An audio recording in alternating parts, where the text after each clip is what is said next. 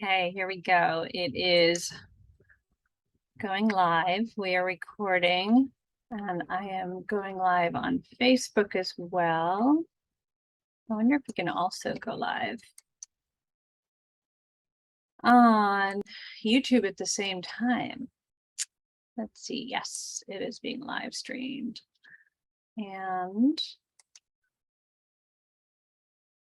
let's see. Yeah, it looks like I can only do the one live stream. That makes sense. Fair enough. Okay. So we are here we are. It is Tuesday, August 23rd, and we are doing episode 23. Just happens to fall on the same day.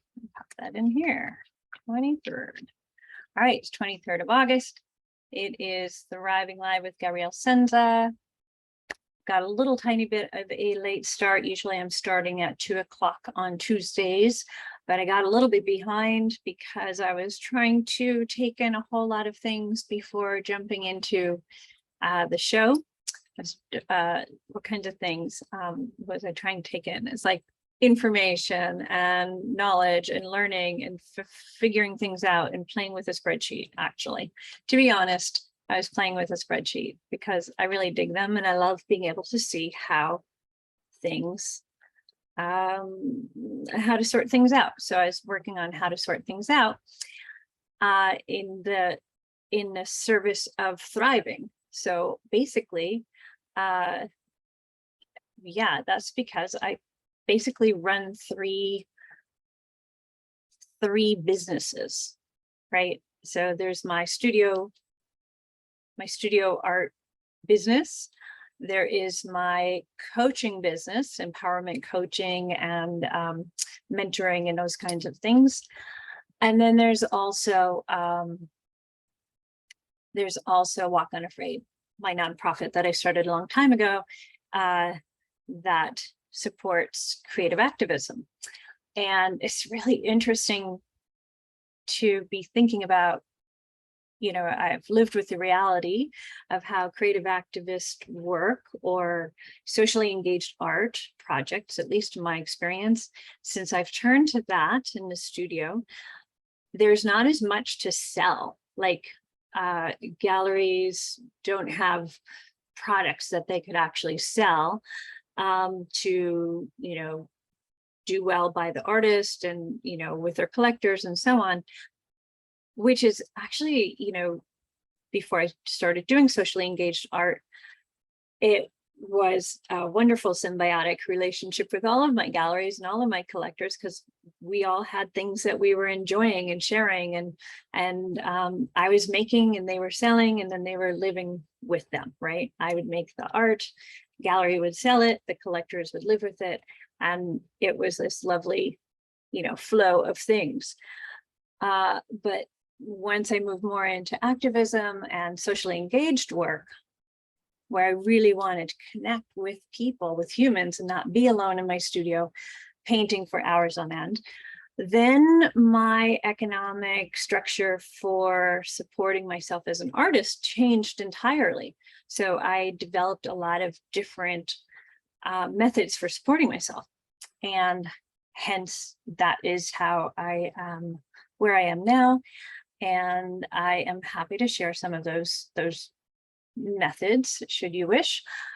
And here I am jumping ahead with my show. It looks like the Facebook Live somehow didn't quite show up the way it usually does. So I'm not sure that's happening, but I will just pop open Facebook for a second and see what I can find out. We had a huge hailstorm come through a little while ago, and so that could have, you know, bumped a few things out. And let me see also, how would I see it? Dun, dun, dun. Am I live now? Am I live now? Tell me, tell me. because it's not showing up. That's why I am. Yeah. Okay, well, maybe we won't go live on Facebook, but nevertheless, I'm here live. I'm going to go ahead and do the show, and I can post the videos up separately. Yeah, and these are usually done on Zoom, and I get to, when people register for the show to join me live, then I can see them and we can communicate more directly, more easily, and it's way more fun. This is fun too, for sure. But that's even more fun because then I can engage with a human, which I totally love doing. That's why I went into socially engaged art. Okay, so I definitely ran into a whole bunch of things there, went into a bunch of things before actually doing the pleasure first practice. Now, for me, to be honest, playing around with the spreadsheet is kind of pleasurable because it's like a time for me to play around, fool around, use my imagination. You know, I wasn't really doing any hard work on the spreadsheet. It was more like a puzzle, you know, like I'll do a little puzzle. So that was kind of my pleasure practice for today. However, I like to always do one for the show in case people are watching and they want to learn about what that pleasure first activity feels like in terms of how you move forward in your day, right? And how that feels. So we'll go ahead and do that. Today, what will it be? Light is so harsh. That's a little better. Okay. Today. Pleasure practice will be.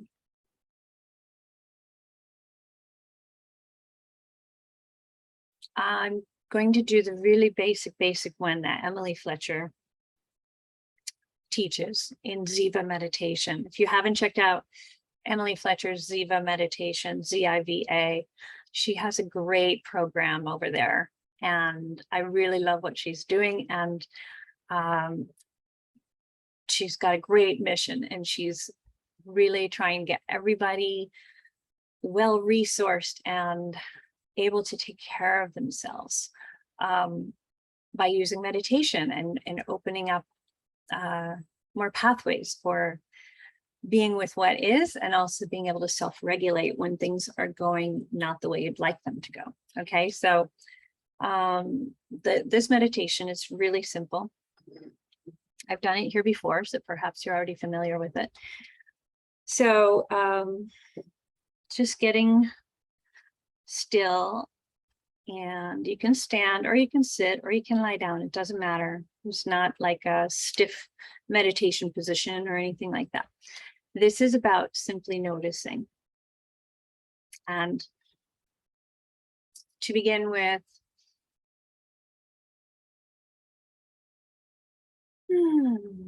just get quiet. Notice your breath.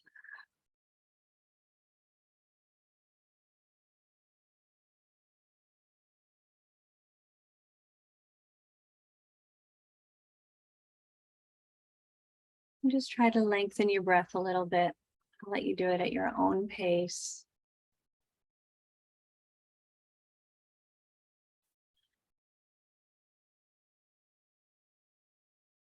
I try to remember to breathe in through my nose, generally for a count of 4.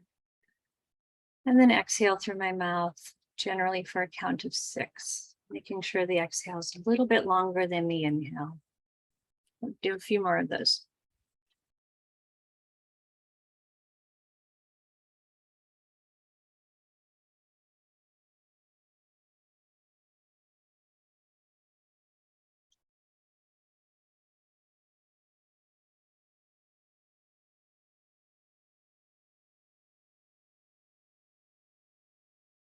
And great.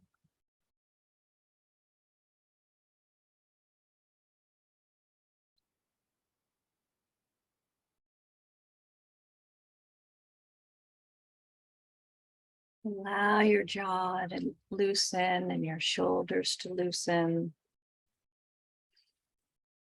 Allow your body to relax more.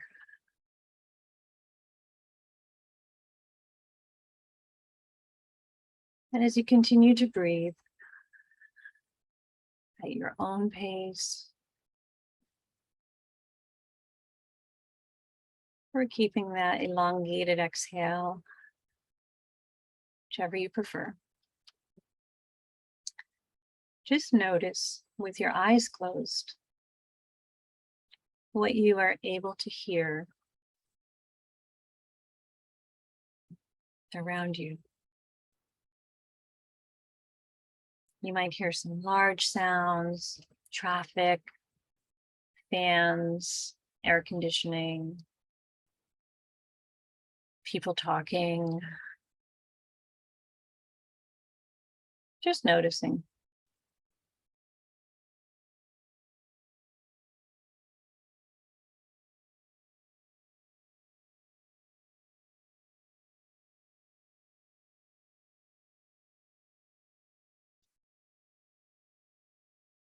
And now notice the small or quieter sounds.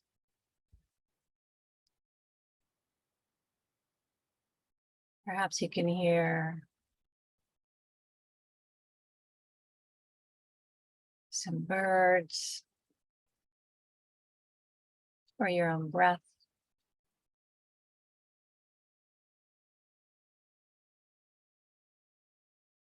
Or the sound of your pulse.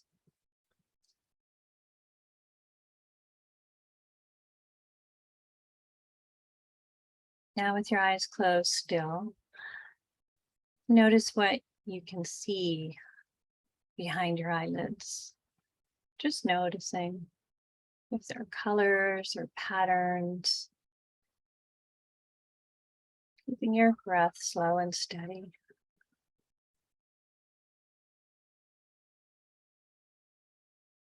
Just kind of noticing, taking an inventory in a way that you don't have to remember anything. Just notice and let it go.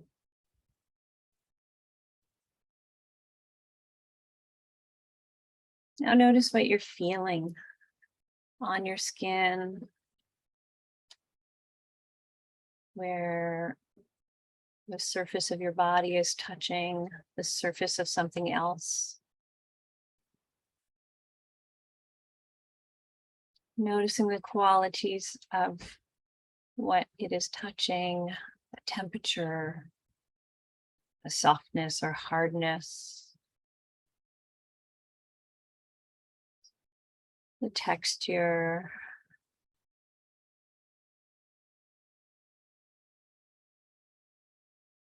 Might be air moving across your skin.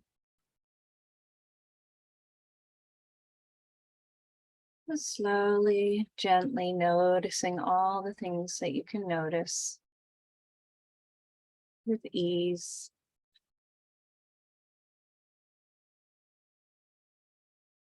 No attachment.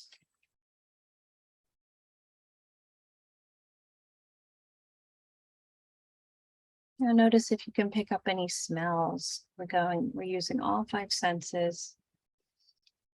Moving into smells. Are you able to pick up any scents?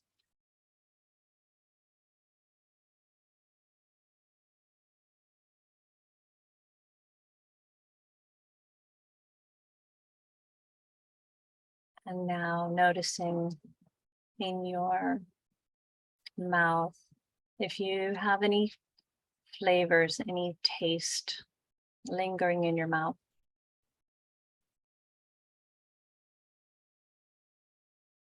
And you might not.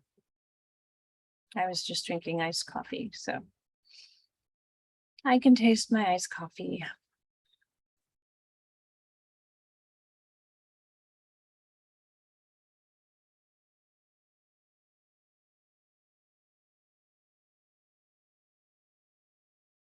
Now notice your thoughts as they come and go, just as if they were clouds in the sky, There's no need to hold on to them or even make anything of them or even try to make out what they're about. You can just let them float along.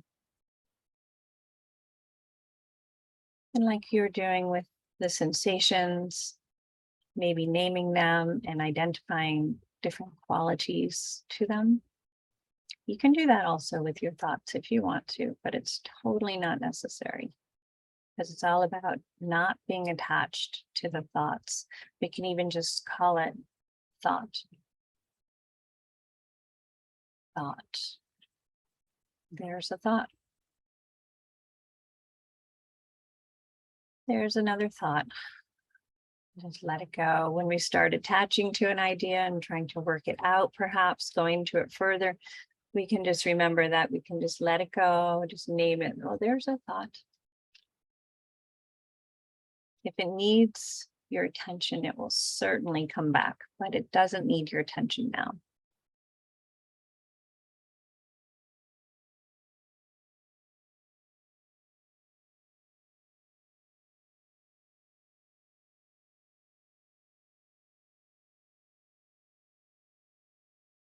Now I'm going to invite you to put your hand on your chest, over your heart, or just in the center of your chest, in a nice, gentle way, kind of pressing and giving it the warmth of your hand.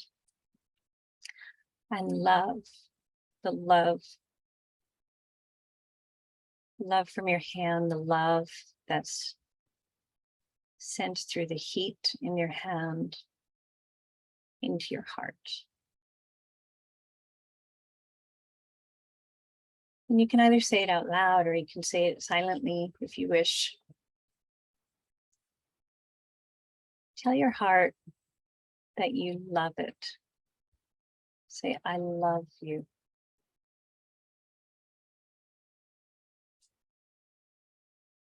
I love you.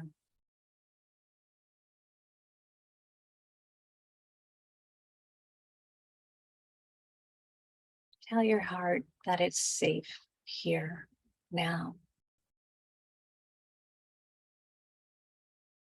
You are safe here. You are safe here now.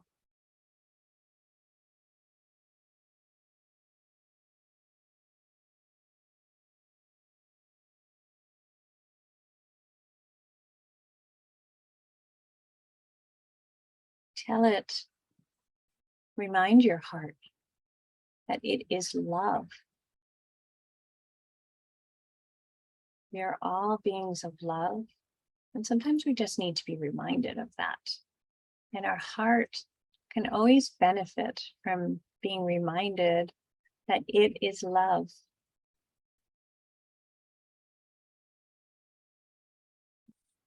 You are love. You are pure love.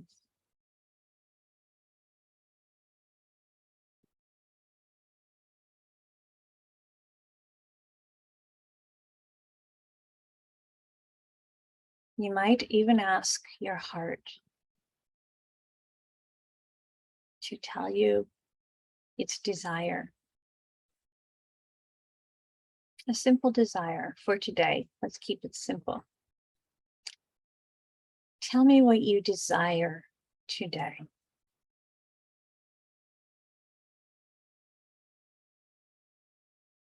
Maybe it'll have an answer for you. Don't allow your mind to get involved and to offer up all kinds of suggestions to your heart. Your mind can come up with hundreds of ideas, hundreds of things that it desires and wants from you today. But this is a moment just to touch in with your heart and to listen to it and give it some attention. The more you can communicate, really listen to your heart, the more truth you're able to access from your higher self, from your greater self, from your deepest self. And sometimes if it's not used to telling you, or it's not used to you listening to it, which might be more accurate, it might not have anything to say right away. And that's perfectly okay. And if that's true for you, you can just say, you don't have to tell me now.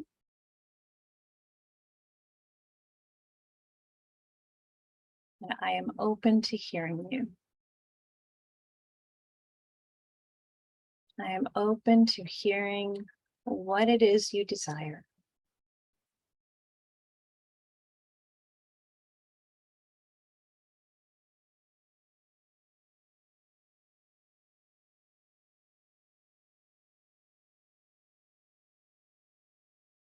My heart today started with just rest.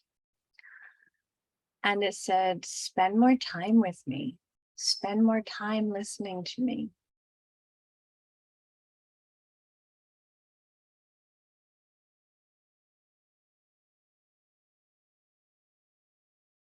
Notice what's happening in your body. Notice what's happening in your mind. Notice what's happening in your heart. Have you put your focus right in there on your heart?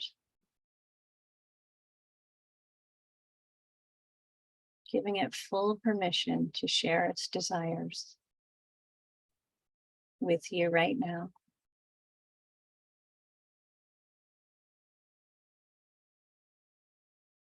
And in the future.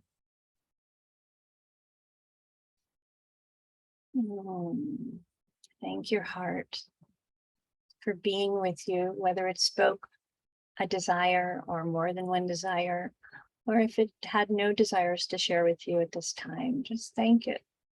Acknowledge that you spent some time together today. You're open to listening and to tuning into your heart to hear what it has to say and what it desires. So much of the time we're really kind of pressured into figuring things out, and often we are trying to apply our logical minds and like education and strategy and all of that. And that certainly can get us through the day and accomplish a ton of things for us, for sure, 100%. However, sometimes those things, the accomplishments, things we get done, the things we do, don't always align with our true desires or what is really right for us. They might be playing towards something that's expected of us, or something that someone else wants us to be and show up in that way, instead of a way that feels really more deeply authentic to us. So after you've thanked your heart, I hope you'll tell it that you will return and that you will return. And you can do this anytime. You can take some long, slow, deep breaths and put your hand on your heart and on your solar plexus if you want to, or down, or on your abdomen, or just on the heart. And tune in and listen in and see what, and if it has anything to share with you, any desires, any needs. And the same thing can be done, the exact same thing can be done with any discomfort you're feeling in your body. And that's a really fun practice. So if you have, for example, a pain in your back or in your foot or in your wrist. Last week, I was feeling a lot of sensation in here because I've been spending a lot of time with my trackpad and the mouse and the design and my laptop and all the things, not the most ideal ways to work, but for hours and hours working on a presentation and doing some digital artwork and all of that. So it was really sore. And I went and laid down for a little while, and since I wasn't tired and didn't need a nap, I didn't do my self-hypnosis nap thing, but I did instead do what we just did with the heart, but I did it with the sensations in my arm, my hand, and my wrist. Just giving it some attention, some awareness, noticing the sensations, and speaking to it really kind of, not even out loud, but just in my mind, addressing it and just essentially saying, I notice you. I notice the discomfort. What can I do for you? How can I help?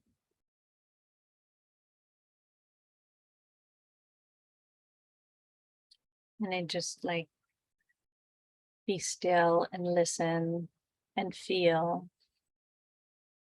and see if there were any requests, any either thoughts or other sensations or a movement or something, and letting it know that I wasn't there to change it or fix it or make it wrong or tell it it should go away or anything like that. It's just like giving it the attention and the awareness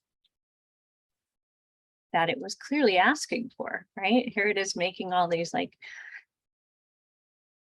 gestures and, hey, I'm in pain. Hey, I'm uncomfortable. Hey, you know. So just allowing myself to be with it in kindness and be fully present with it. And you know what happened? It just dissipated. It just completely relaxed and dissipated. And then the same thing happened with my foot. I have, I guess what the doctors describe as plantar fasciitis.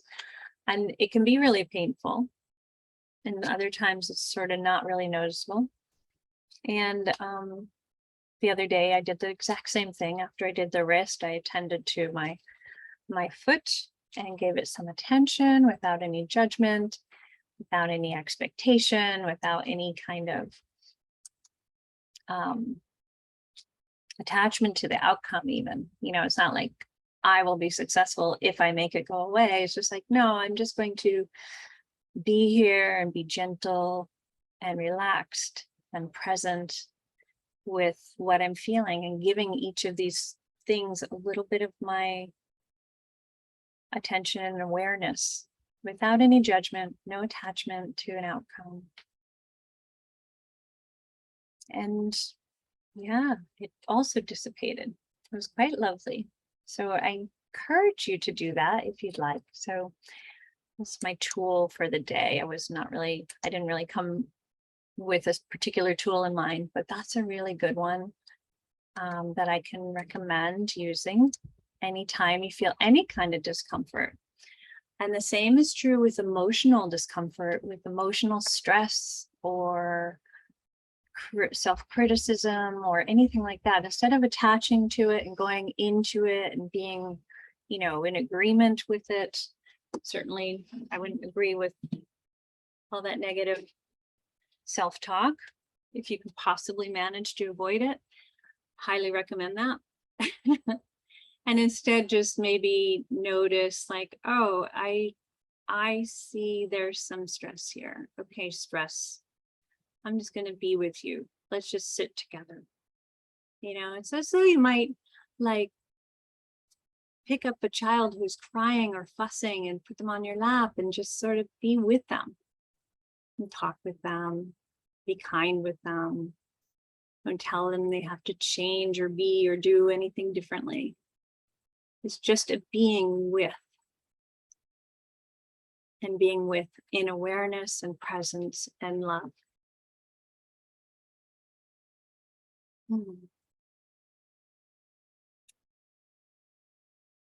So I hope that's helpful for you today.